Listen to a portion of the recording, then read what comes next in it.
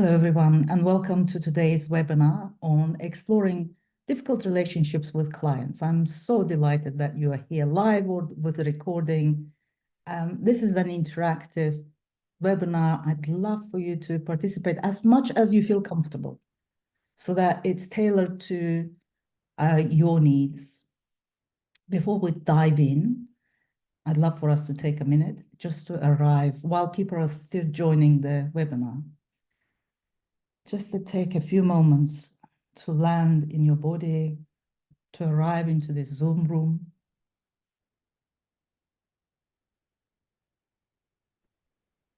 Take some comfortable breaths into your belly.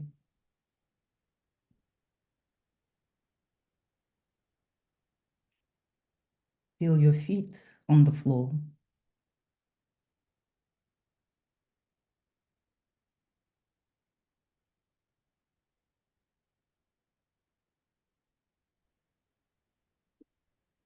Notice your sitting bones.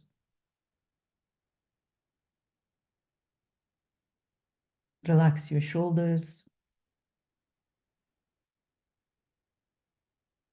Release your neck.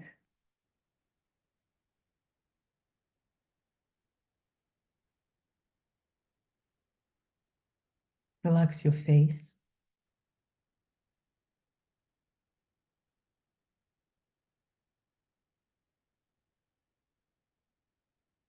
And notice what's happening for you right now. Any kind of emotions, any thoughts or sensations that's going on in preparation for this webinar. What is it that you intend to receive from this experience? I'd love for you to share in the chat if you're willing. What's your intention for our time together, and what does it bring up for you personally?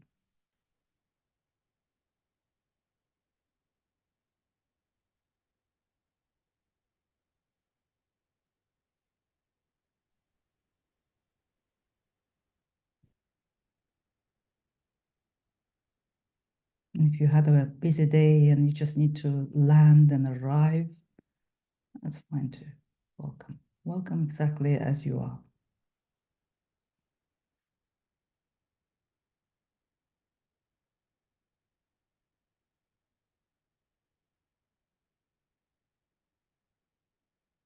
Okay. So clarity and confidence. That's great.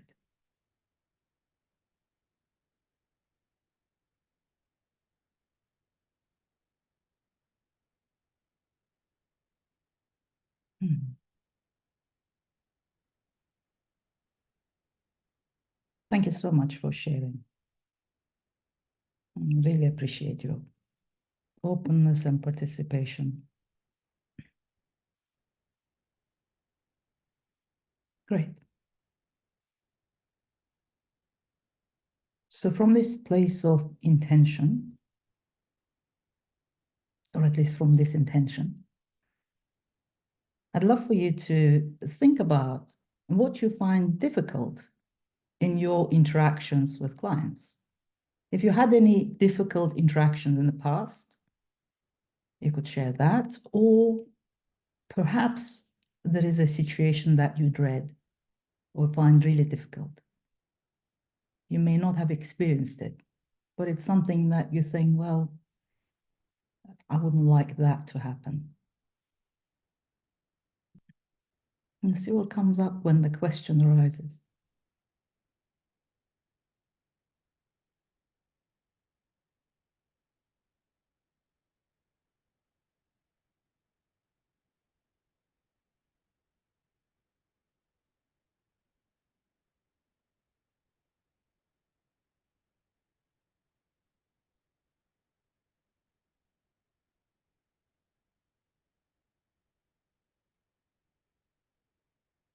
Beautiful intentions.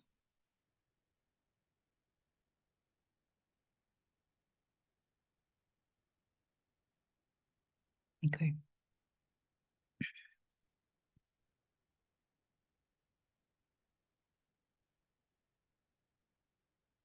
Thank you to everybody who shared what they find difficult in their interactions with clients.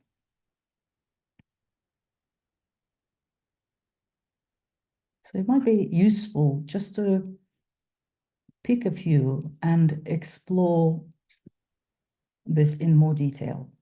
And perhaps if it's your issue, then you can share a bit more as we go along, or if it resonates for you or you have your own version of it, just see what my questions bring up for you personally.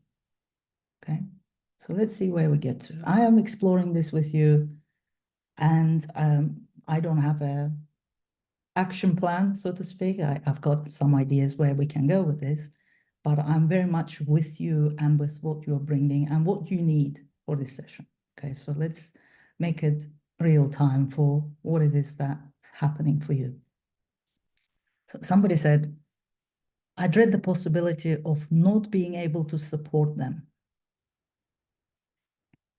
So how many people, I wonder, resonate with this fear that a client might bring something that feels too big for the session or too big for the what it is that you are offering for the container or for that particular time. Maybe you are tired, or maybe you have fatigue, you are juggling work, you're juggling kids, and there is this fear that they might bring something that is too much for your system and you are not able to support them. I'd say that that's one of the many reasons why we often hold ourselves back from having too many clients, because if our energy level is low, then there is unconscious fear that somebody might bring something that we can't necessarily resolve, or it might be too draining for our system. And then we're likely to hold people at bay because we don't have resources to give. Most of us probably running on empty because we give so much in our lives that the idea of somebody coming to take more than we're able to give in that particular moment can create an unconscious fear and block the flow. Now, I'd love for you to, if that's true for you and you can recognize and resonate with that particular pattern in your own practice or in your own life, you may not consciously be aware of it, but if it rings true, I'd love for you to just relax into your body. Just bring all your attention to yourself for a minute.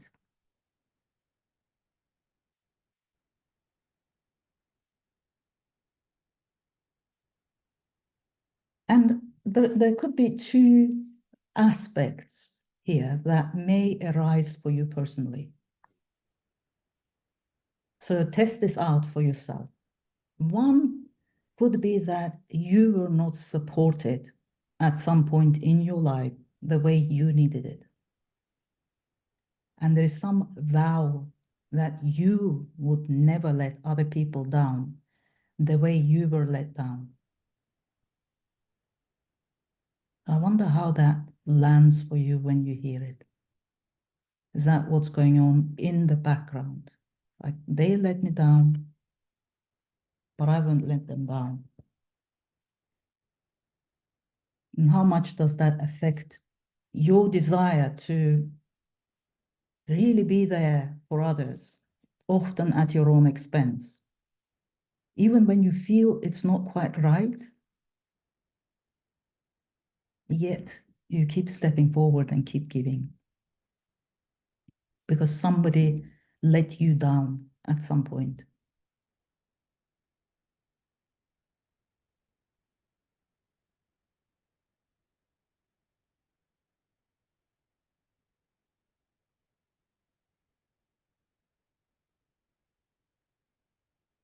If that resonates, let me know. Okay, good. Yeah, thanks for letting me know.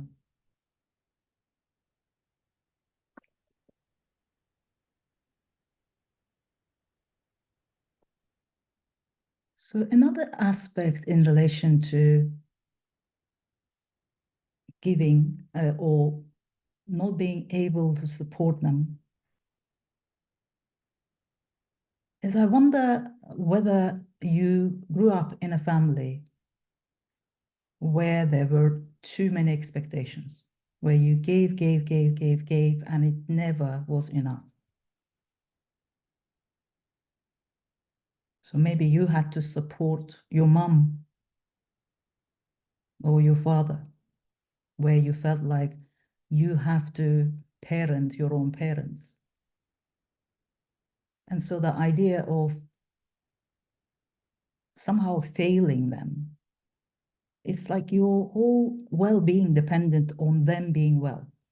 If they were not well in themselves, you didn't feel safe.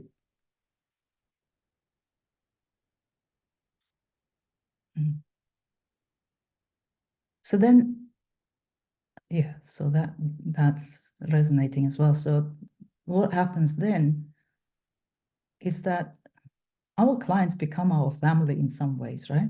Like whatever played out in your own personal life shows itself in your interactions with the clients. And if there is something unresolved from your history,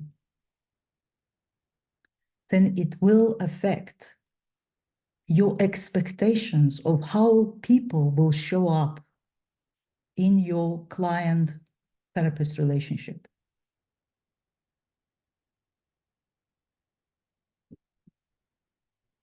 Mm.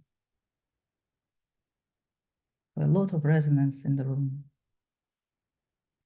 And I know it often, points the same way, right? Like we're pointing back at ourselves. If there's something that's in our field, something that shows up that doesn't quite feel right, chances are, and this is not about blaming yourself and saying, oh, it's all my fault.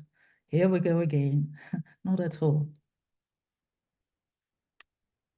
But it feels like then we have a choice. We can do something about it. We can actually explore what it is that arising for us rather than going into avoidance and trying to stay away from clients or find something that would derail our practice and won't make us available to people, because somewhere in our subconscious mind there is this fear that that's what would be expected.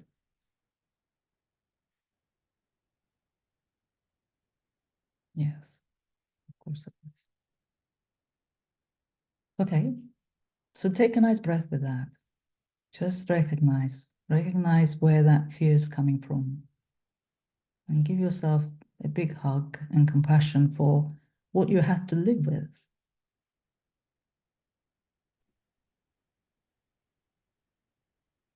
Okay, well, let's take another example and just see where we go. So there's a comment where somebody said, I dread feeling judged or misunderstood. Okay, hands on heart. How many of us dread that, right? Like there's always this background fear of being judged or misunderstood by the client. If you said something the wrong way, or you didn't express yourself clearly, or perhaps there was some sort of misunderstanding, or your tone didn't convey what you meant to say. It's quite a minefield, isn't it? And then we walk on eggshells and hold our breaths throughout the session. And it's quite a lot of tension, a lot of pressure to please everyone and to say exactly the right thing, exactly at the right time. And then you end up feeling like you can't please everybody anyway.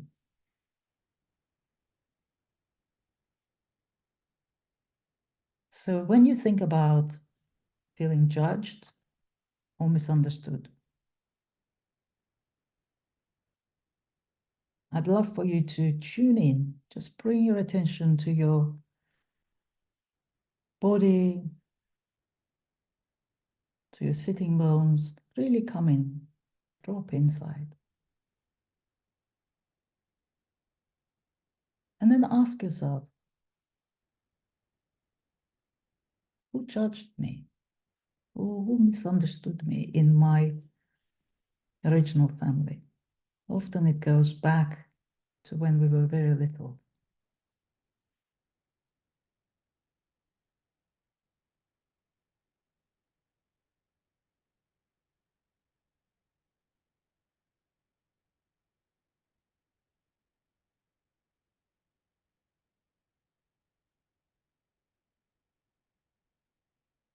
Yeah.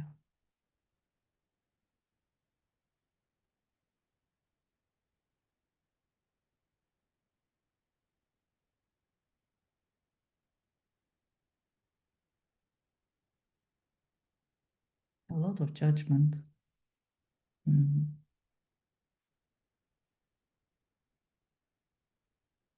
Yes, I think we start with time judging ourselves because we internalize all those external voices. And they kind of become part of us because it's been there for so long.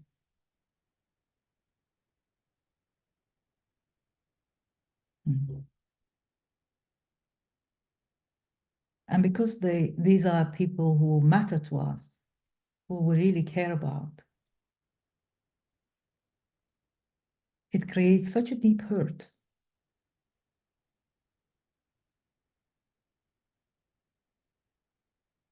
Mm.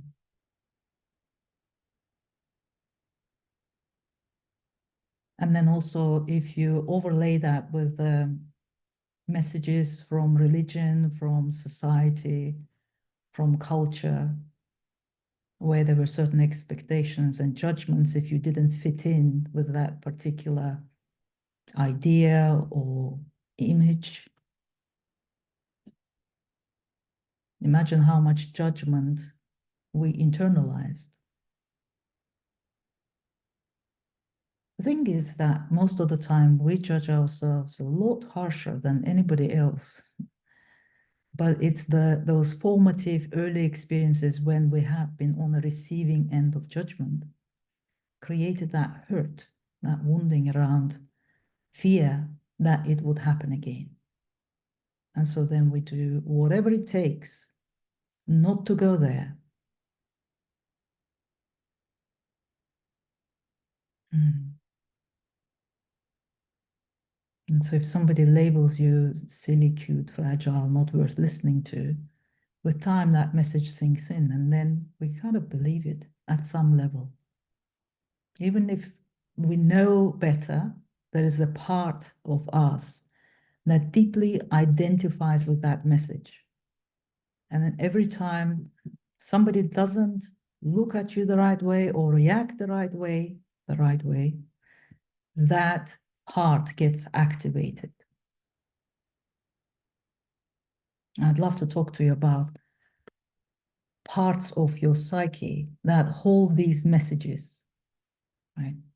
So before we do that, I'd love for you to feel the difference. I'd love for you to come into your body the best you can, just like really, really drop into your feet.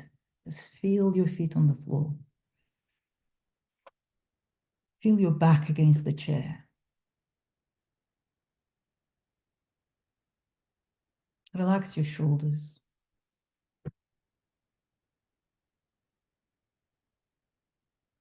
Come into your present day self as you are, as an adult.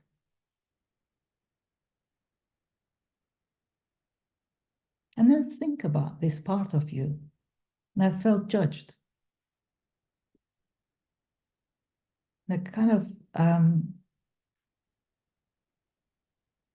hears that judgment in what people say, even if they don't necessarily say it that way, the way you heard it as a child.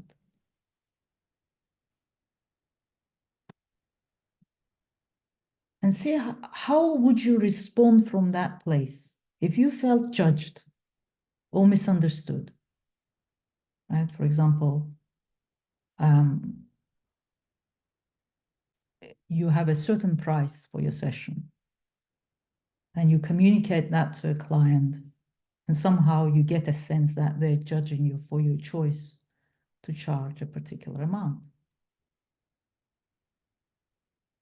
How do you react to that suggestion or that reaction from them?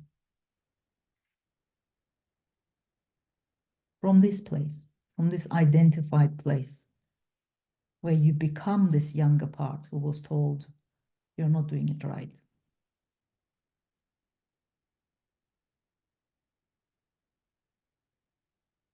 Hmm. Yeah. So we want to run away and hide, of course. Shame, right? Like a lot of shame. Yeah. And then sometimes we give things away for free, and even then we get judged. Guilty, shrink down. Yeah.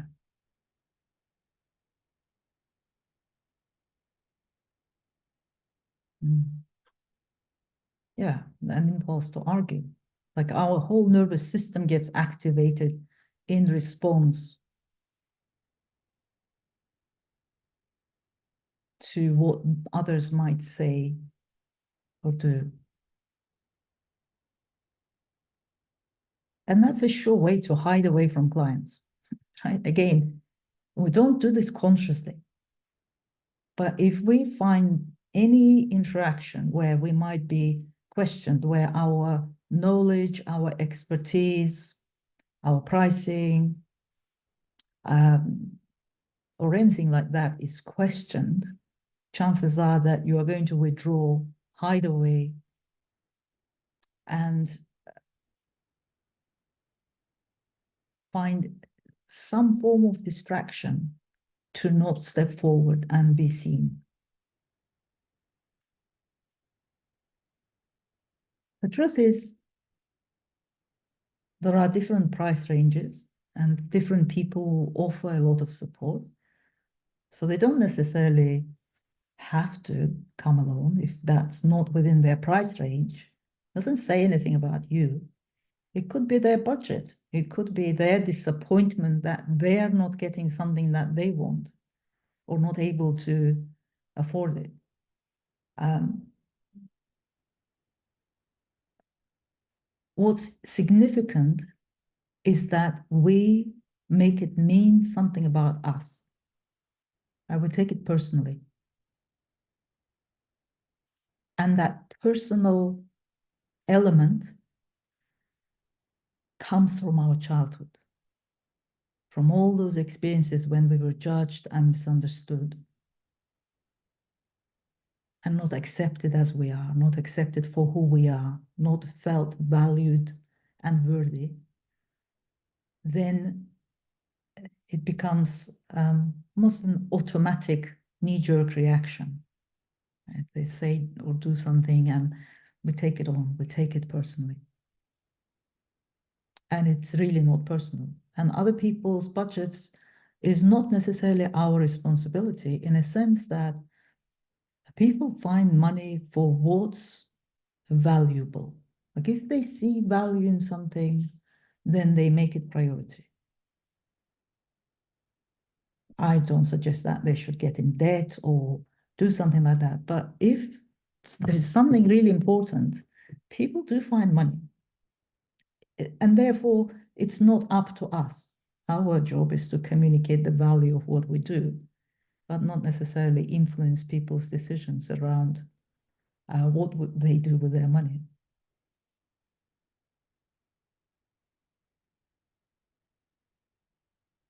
Having said that, all those experiences can really point to what it is that we need to resolve in ourselves, right? If you get those experiences, then it's a great way to turn within and say, okay, where am I still holding judgment? Where am I fearing misunderstanding? Where am I hiding? It can be a helpful feedback to tweak something within us in order to be able to be more open and receptive to possibility of attracting people who can afford what it is that you offer or see the value in what you offer. Okay. So great question. How do I make it seem valuable? Right? It's like, how do I make my service to be seen valuable? And oftentimes it comes down again to our energy. Of course, there are different factors in terms of your experience and what you can offer, what the clients need, etc., how you communicate that messaging. But also, people are often attracted to your energy. Your words matter, of course, what you communicate is important, but often they will be attracted to your energy. And if your energy is vibrating insecurity and fear, there is this constant sort of, are you going to attack me? Are you going to judge me? Are you going to misunderstand me?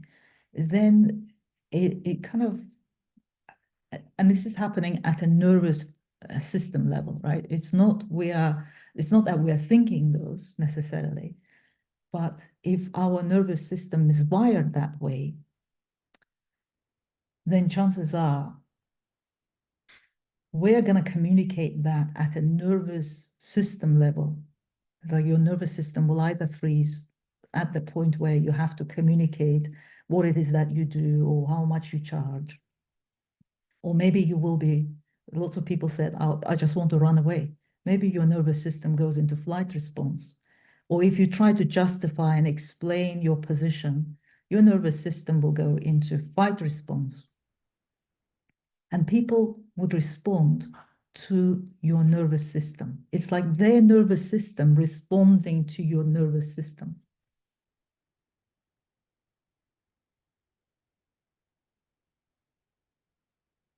And so if you're frozen, they might get into a fight mode or run away themselves so that they could shake you up somehow.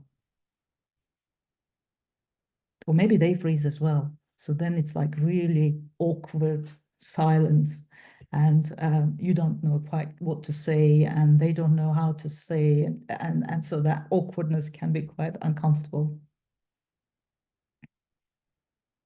Great, I'm glad that it's helpful. So let's take a nice breath and just reset again. Just come into neutral, take a nice breath, shake off your body, take a drink if you need to. It can stir things up. I appreciate that this is not necessarily a clearing session, but you might get some insights that you can take forward in your own healing and in your own practice to see as areas for exploration. And at the end of the call, I can tell you about an opportunity with me that could help you if that's the right thing for you. So let's see what other difficulties and challenges. I need to scroll up.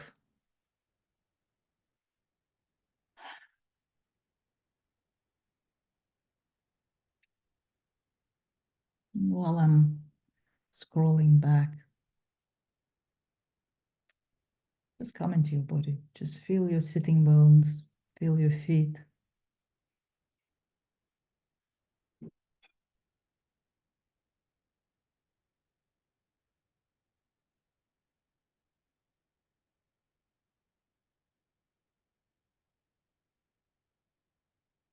Okay, so here's the good one. I mean, they're all good. um, so they lead their session and they already know the answer. So how many people can resonate? Finding it difficult where you're holding space for somebody and the client is kind of really trying to stay in control, really, right? Like they are trying to resolve their own issues, and therefore somehow they're not giving you an opportunity to do your job, to help them. Great. So also resonance as well. Okay. What does that bring up for you when they do that? If they're trying to resolve their own problems while you're holding the space. Mm-hmm. Yeah, it can be frustrating. Mm-hmm. Yeah, yeah, great. Thank you for sharing. Mm.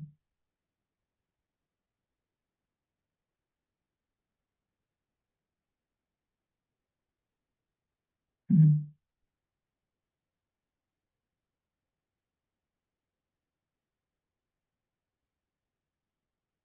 Great. So just allow all these thoughts flow down from your mind, back down into your body. Come down.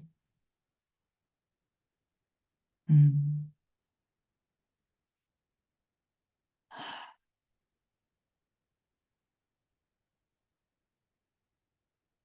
And then think of a person in your life, probably in your immediate family, that you couldn't control. Like they had to be in control. And somehow there was this power dynamic where they had to have the upper hand. And somehow you couldn't necessarily be in charge.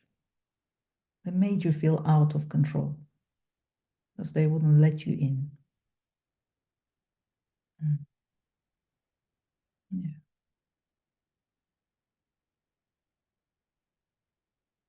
It's painful, isn't it? So when that happens in a session and somehow you don't feel in charge,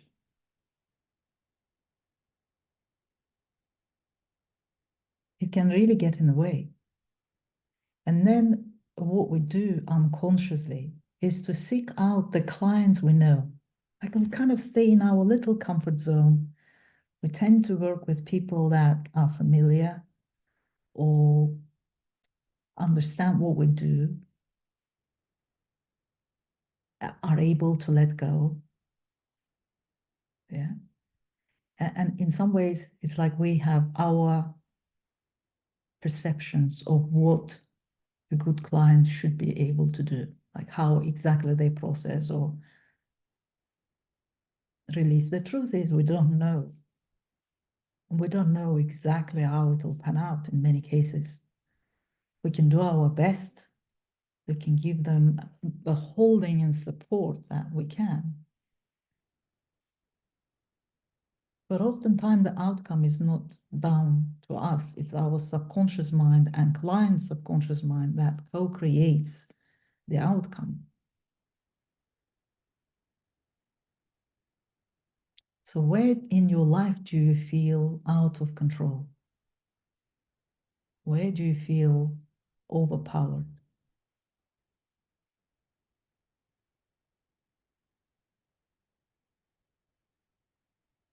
Mm.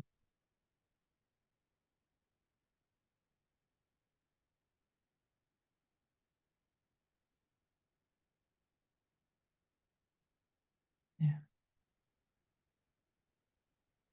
So a lot of financial sort of feeling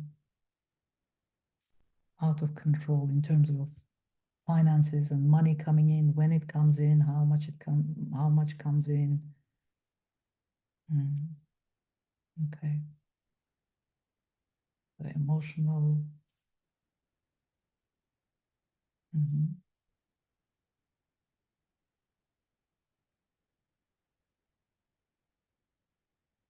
So let's just tune into whatever is the strongest for you, right? Let's tune into the not feeling in control, whether it's money or how many people come or how people respond or react to you and what you bring forward. Just come into your body and notice a part of you that really grapples with that issue. So, what does that part feel? Like there's never enough, that somehow you will miss out, or somehow you will be in danger?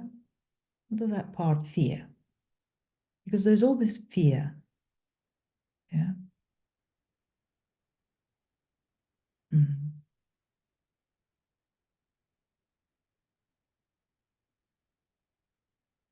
Yeah.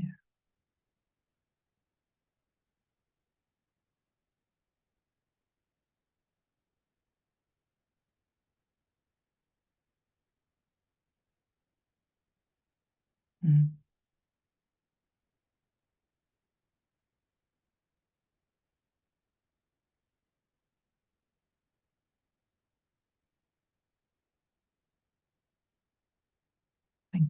Thank you for all the shares. It's tender, isn't it? It's tender what we hold in our system. And so if we come to this with a belief system where at some unconscious level we think life is to be hard, that I'm not worthy, I'm not in control, I don't deserve it, fear of failure, fear that you can't be free, then in some ways we project that into our reality. We attract people who make it harder than it needs to be, who can't afford because there isn't enough, who make us feel unworthy because they don't value what it is that we are bringing forward.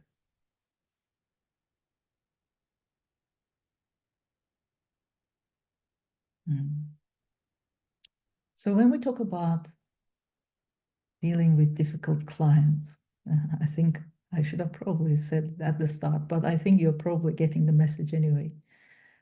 I don't believe there are difficult clients. I believe that a part of us can have difficulty with a particular aspect that client is highlighting for us.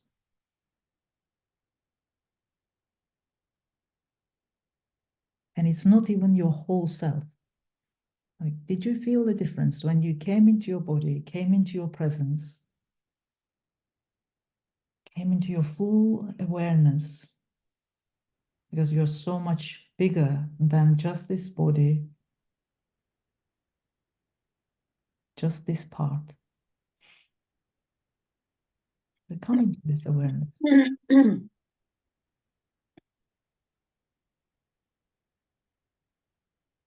It's here right now.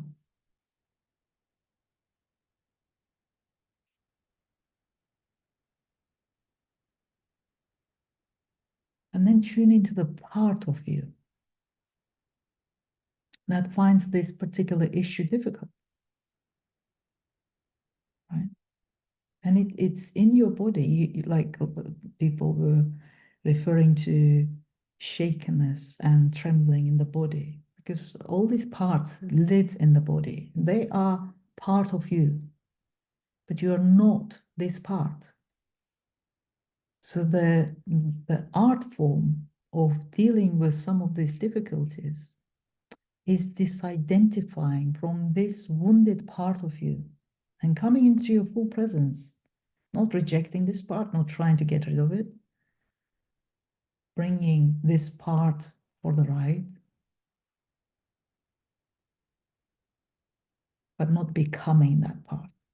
And for many of us, because it's so well honed, it's been happening with your original family since get-go. All those judgments, misunderstandings, being punished, attacked, any hint at that, here's the wounded part. We just get sucked into that feeling, and we become 4-year-old or whatever age you were at when you got that message that you were not worthy, or you didn't have any value to offer. You become this 4-year-old version of you. And that 4-year-old version has no idea how to support her clients, right? And at that age, we didn't have the tools and resources that you do have now. But the dynamics between you and client, and chances are the client is coming from their younger wounded aspect as well.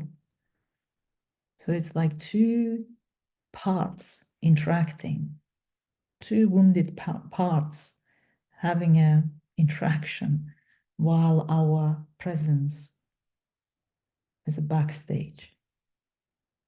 Not being able to really say, wait a minute, I am not 4 years old. I am an adult here. I don't have to reject my 4 years old. I can bring compassion to the experiences that child had. 。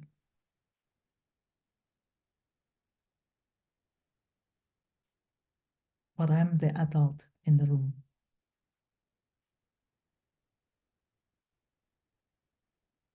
How does that land when you hear that?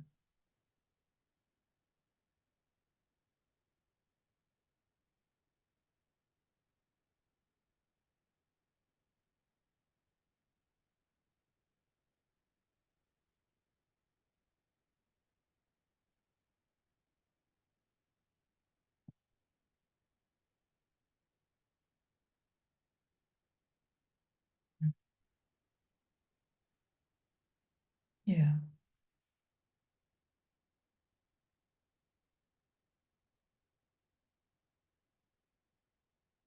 Mm.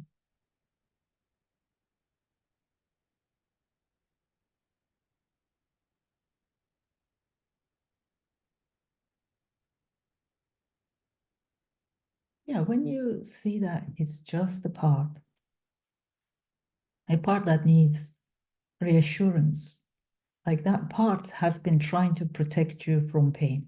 That part has been working extra hard to avoid any judgments, misunderstandings, any pressure, any expectations, any responsibility to carry other people, to fix them, to, solve all their problems, even when you are exhausted and shattered and have no capacity to do anything for anybody else. All those parts have been trying to protect you from experiencing pain that you experienced as a child.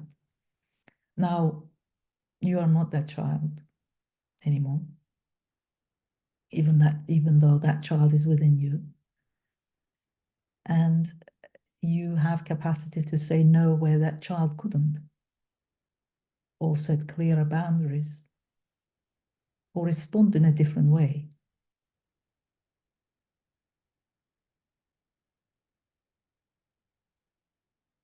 When in the moment, when you are identified with that 4-year-old, it is very hard to see it for what it is. We act as if we are, and because of this identification, it's like we become her.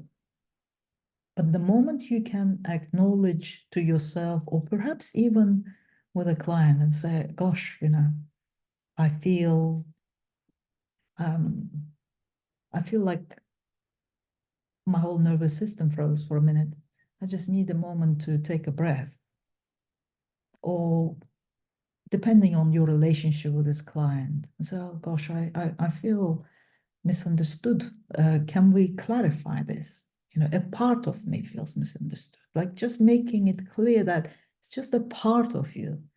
Maybe you don't communicate it out, but tell yourself, a part of me feels judged right now. It immediately creates a little bit of space between you, your presence, and a part where you don't become this child who doesn't know how to respond, doesn't have any resources or capacity to say no, to set a clear boundary, to manage people's expectations, who just keeps taking on, they keep giving, and she keeps taking on more and more in order to prove herself worthy or lovable or accepted in some way.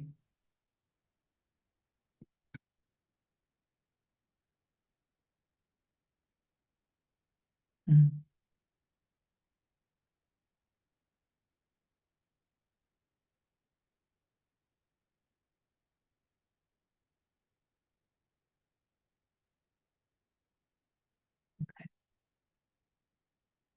How are we doing? How do you find this so far?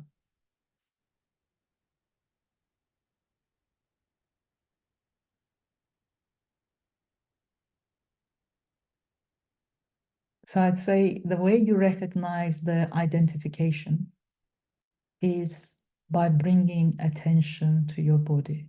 Like if you're up in the mind and you're having these recurring conversations and you're going in circles, and chances are you're identified, you are up and out. And the way you come out is to come down and into your body. The more embodied you are, the more you're able to be present with what is, present with this moment, what's happening in this moment. And chances are that your fears around being misunderstood, or judged or imagining what clients expect and the pressure that can create for you, chances are that in the present moment, that's not necessarily entirely true. Like the client might question the pricing, for example, but it may not be about you, right? It might be their stuff, but we make it about us. And so becoming really present with someone and not taking it personally can actually dissipate a lot of difficulty. Because if somebody is acting in a particular way that you find difficult, for example, if the client is trying to be in charge of the session and control how things evolve, maybe if you are really present, if you are not activated and you don't take it personally, you could actually pause and say, I just wonder what's going on for you right now. Maybe we need to do something for you to feel safer. Maybe there's something that you need to express or articulate so that we were able to go a bit deeper into this process, right? But if we are in identification and we go into, oh, I'm not worthy, I'm not valued, I'm not wanted, I don't feel important, I don't feel like what I do and what I give matters, then that conversation is not likely to happen because we're going to react. We might redouble our efforts of trying to regain control. And then it kind of gets a bit messy, doesn't it? Okay,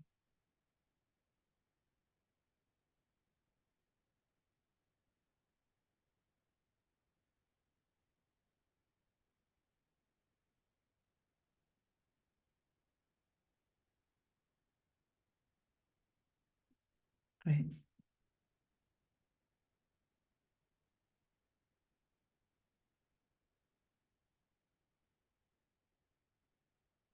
So in terms of how important it is to name the emotions, you don't necessarily need to know what the particular emotion is. You just notice what you find difficult in these interactions or what you actually fear, because what blocks the flow of your clients is fear of something difficult that may arise. And for example, if you're not getting enough clients, sure, I get that there is marketing and reaching people and messaging and websites and all the rest. Sure, I get that. And if you come back in and be really honest with yourself, I wonder whether there might be a part of you that fears that you might get overwhelmed, that they might take over your life, that you may not be able to say no, that they will take up all your energy and there will be nothing left for your kids, for your family, for things that matter to you, for your self-care, for your own healing. I wonder how much that resonates.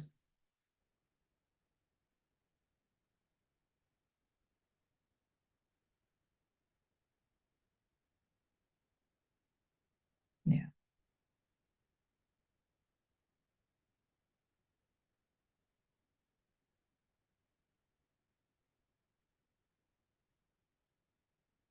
Yes, and when we overgive and reach the point where there isn't that much left for us, we just create some sort of unconscious barrier. We might do all the right steps. We might market, we might show up, we might tell people what we do, but energetically we're saying, please don't come. I just have no capacity for you right now. I'm already overwhelmed by life and everything that's going on.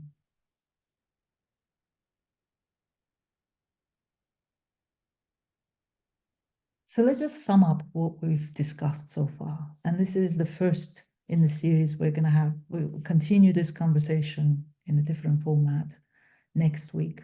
So I hope you join me again. But let's sum up what we've covered so far. So we explored some of potentially difficult situations that may arise. For example, feeling like you may not be able to support the client in the way they need it. You might be judged or misunderstood in some way or form. Perhaps there is a fear that they might not let go or let go of control, that you won't be in charge, that you won't be able to handle whatever is arising in the dynamics with the client. These are just the tip of an iceberg, right? Like in our practice, we encounter all sorts of situations. However, whichever way you look, chances are that those situations come back to us, to our personal story, to our journey, to our own healing. And I know that most of you are healers here, and you've done tremendous amount of healing to be in the room to start with, right? I'll raise my hand to that as well.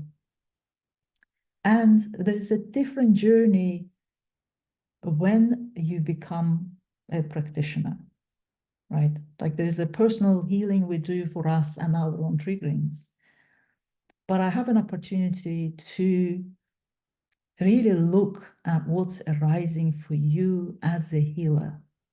I'm doing a practitioner training at the moment with a beautiful group of 8 women. Some of them are in the room. Thank you for being here.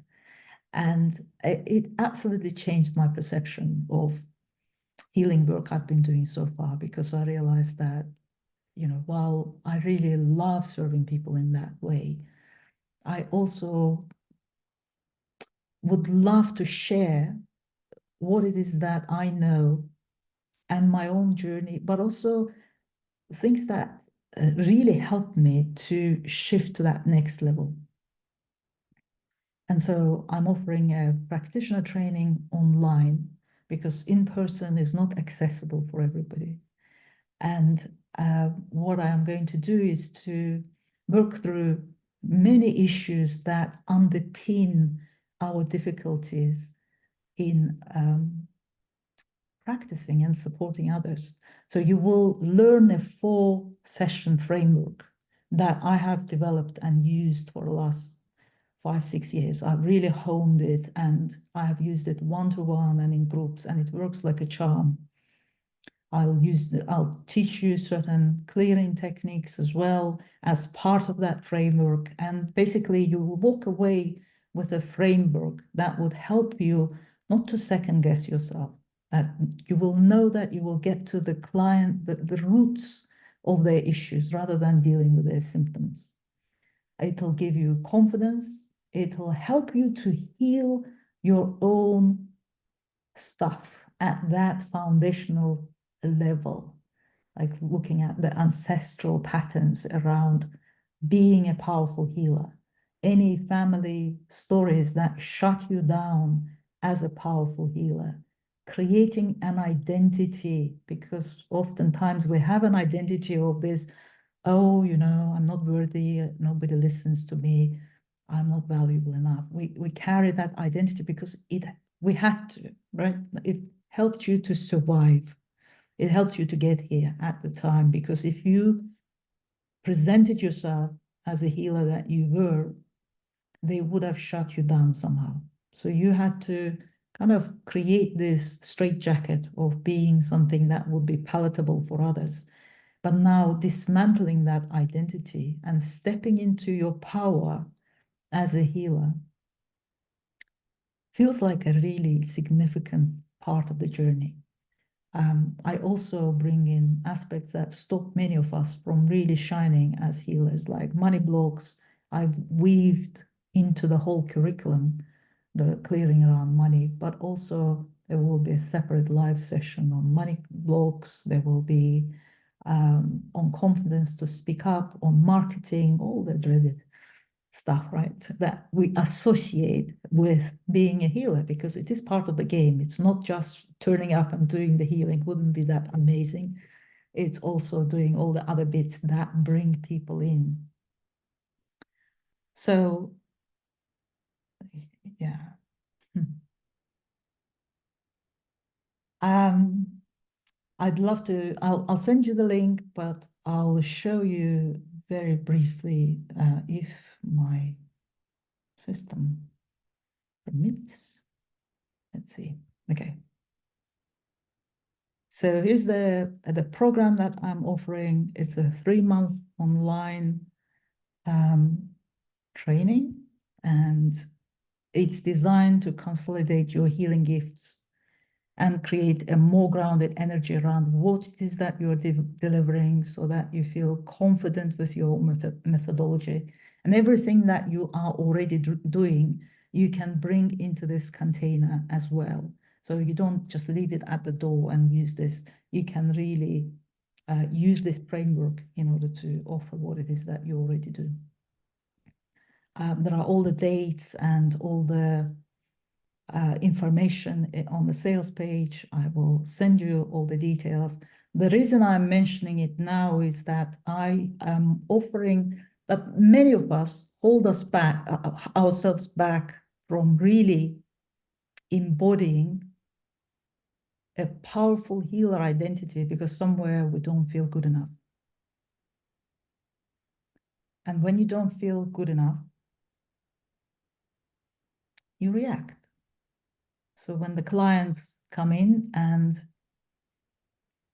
they complain about something, or they don't like something, or you feel judged, you react. You either blame them because they're wrong, they're bad, they don't understand you, or you, most of the time, most of us blame ourselves. There is something wrong with me, I can't get this right. And then we go into avoidance. We try to blend into the background and not necessarily offer our services in the way that could reach people, or we shut down. We just go into freeze mode and disengage, find something else to do. And so we cycle through these reactions because of not feeling good enough. So my Good Enough program is starting next Tuesday, 4th of June. And for those who decide to jump on board with the practitioner training, I'm going to gift that extra program as a bonus. That's another £540, plus the money course will be part of the curriculum, and that's another £540. So I know it's a significant investment, and if it's your time to really step into your power as a healer, this container is for you.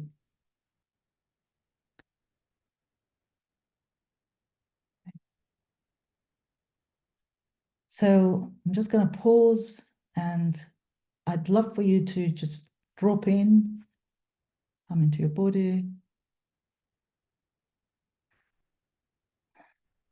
and see what it is, that one thing you'd like to anchor from today's session. What it is that you want to take away and to implement in your own practice. Whatever your practice is, it might be, you might be offering things for free, or working with clients, paying clients, or whatever it is.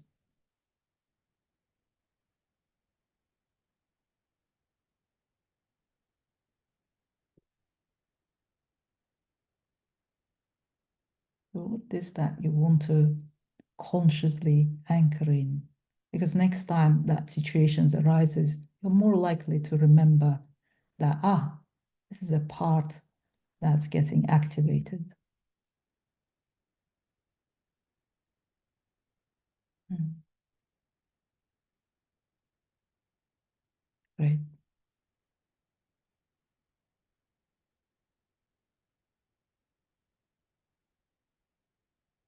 Wonderful. Yeah.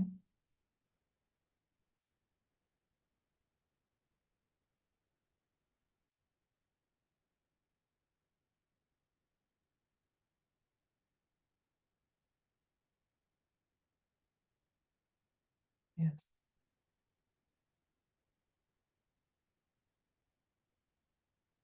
Thank you so much for sharing. It's great to anchor in. Mm, thank you, Annette.